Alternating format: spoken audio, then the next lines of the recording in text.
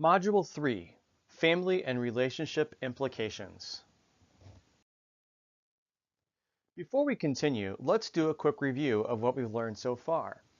In Module 1, we covered physical and mental health consequences of substance use. In Module 2, we covered financial and legal implications from substance use. In this module, you will explore the impacts that substance use can have on families and relationships. Alcoholism and substance use disorders have obvious and well-documented effects on the individual. Prolonged abuse of drugs and/or alcohol will deteriorate a person's physical health, impair his or her mental functioning, and damage the spirit. But how will these adverse effects impact the individual's immediate family, and how will the damage manifest itself? Every single person in the family of an individual with a substance use disorder is affected in some way by that individual's substance abuse. Substance misuse also impacts a family's finances, physical health, and psychological well-being. Let's talk about families for a moment. There are numerous types of families. There are single-parent homes, blended families, and homes headed by grandparents. Now, each of these family structures will affect the individual's overall impact on the family. And if young children are part of the family, their ages must also be factored into the effect of substance abuse.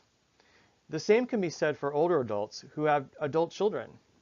The severity of addiction and the type of substance dependence also factor into the overall impact of addiction on the family.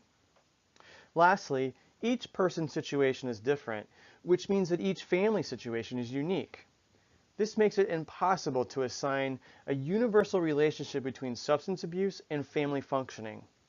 It is worth noting, however, that in most families, the impact of addiction is overwhelmingly negative, with few exceptions. Among all of the family members who are impacted by an individual's disease, perhaps no one suffers as much as children. The effects of living with a parent with an addiction can be felt long after childhood and well into adulthood. Parental alcoholism and drug addiction can create poor self-image, loneliness, guilt, anxiety, feelings of helplessness, fear of abandonment, and even chronic depression in children. Maternal substance misuse during pregnancy can also lead to a host of behavioral and developmental disorders in children. 1 in 5 American adults lived with a person with alcoholism at some point during their childhood. Overall, these children are at greater risk for behavioral and emotional problems when compared to children of parents without alcoholism. Children of parents with alcoholism are 4 times more likely to develop alcoholism themselves than those who were not raised by parents who had alcoholism. They are also more likely to have difficulty dealing with stress and highly likely to be involved with someone with alcoholism or an abusive spouse later in life. Children of parents with alcoholism and other substance use disorders are also likely to grow up in a highly unstable home. Children in these situations are unable to determine if their parent will come home sober or intoxicated from a moment-to-moment basis and are often left to fend for themselves at times when adult supervision would be considered absolutely necessary. The financial damage of an addiction can also lead to a child being undereducated and malnourished.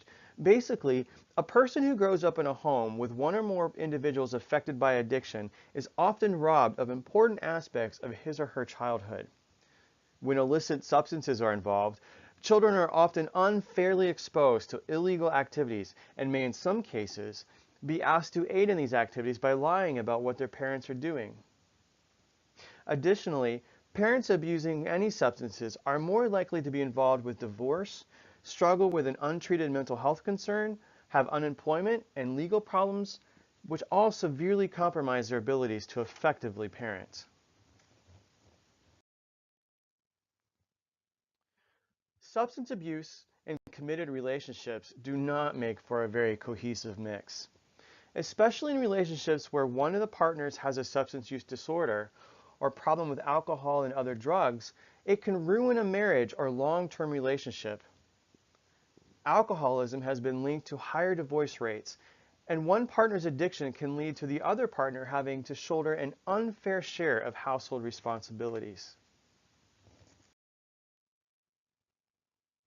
When both spouses are equally addicted to drugs and/or alcohol, it may not increase the chance for divorce, but the household's atmosphere will become much more toxic as a result. A relationship with two individuals struggling with addiction, each partner may feed off of and enable the other, and this too will likely lead to the slow deterioration of the relationship, because both individuals will be primarily focused on feeding their addictions rather than cultivating the relationship or handling any household responsibilities. Codependency is also an issue that often arises with partners of individuals with substance use disorders or addictions. The concept of codependency became widely popular during the 1980s. Broadly, it refers to an individual who is overly involved with another person to the point of dysfunction. When discussing codependency and addiction, the term refers to individuals who put the needs of the individual with an addiction before their own, even when it is detrimental to their own well-being. Codependent individuals will often defend and make excuses for the other individual with an addiction and will do anything to remain in his or her good graces. Early on, the term was often reserved for the wives of alcoholics who relied on the husbands for financial well-being. Though codependent people are usually spouses or partners, anyone who has established a relationship with an individual with an addiction can become codependent. No matter how old a parent's kids are, discovering that your children have a substance use disorder can be very scary. It may cause mothers and fathers to question their parental abilities or the decisions they've made. And parents often blame themselves for the development of a substance use disorder in their child. For teenagers and adolescents struggling with a substance use disorder, the problem can be perceived as being potentially even more dangerous because the child has not even fully developed yet. This is also a critical time for addiction to be addressed before it gets too strong. 9 out of 10 Americans who meet the criteria for addiction began smoking, drinking, or using other drugs before the age of 18.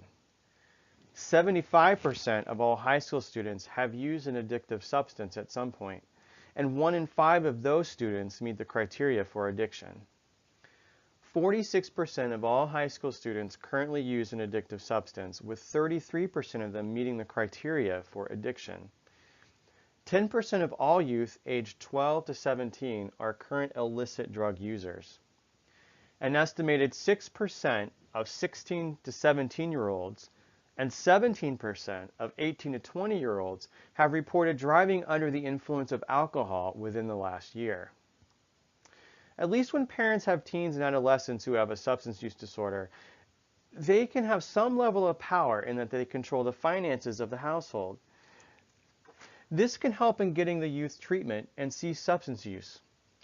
With parents of adults with substance use disorder, however, the ability to impose consequences for substance abuse or the willingness to seek treatment is greatly diminished. This holds even truer when the parents live separately from the daughter or son. When the individual has young children, the grandparents or other extended family members are often the ones who care for the younger children. According to the U.S. Census, the number of children being raised by their grandparents skyrocketed from 2.4 million in 2000 to 4.9 million in 2010. Two of the primary causes of this are addiction and mental disorder. There is an unfortunate and tragic cycle that includes substance abuse, sexual abuse and rape, and domestic and child abuse. Several studies have found that a large percentage of child abuse and domestic abuse cases involve the use of drugs or alcohol. Other studies have found that individuals who were victims of abuse were more likely to abuse drugs or alcohol themselves. This means individuals who grew up in a home with substance abusing parents are more likely to experience some sort of domestic or sexual abuse leading to trauma, which will then make them more likely to abuse drugs or alcohol in the future. If they have children as well, the cycle has a strong chance of continuing.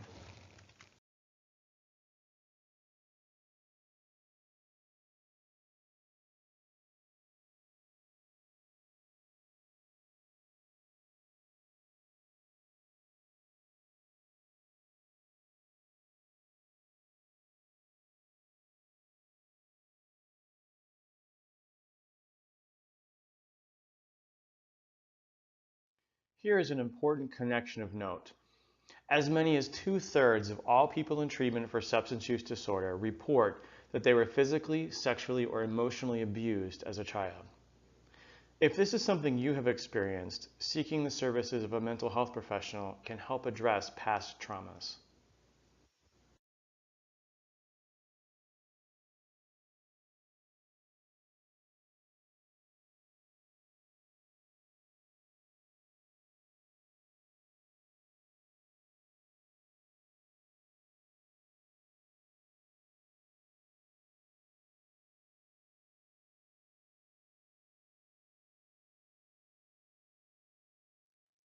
This concludes Module 3. Now don't forget, you'll have an assessment to complete after the last module in this series. Coming up next is Module 4, which will be about career implications for you and your employer.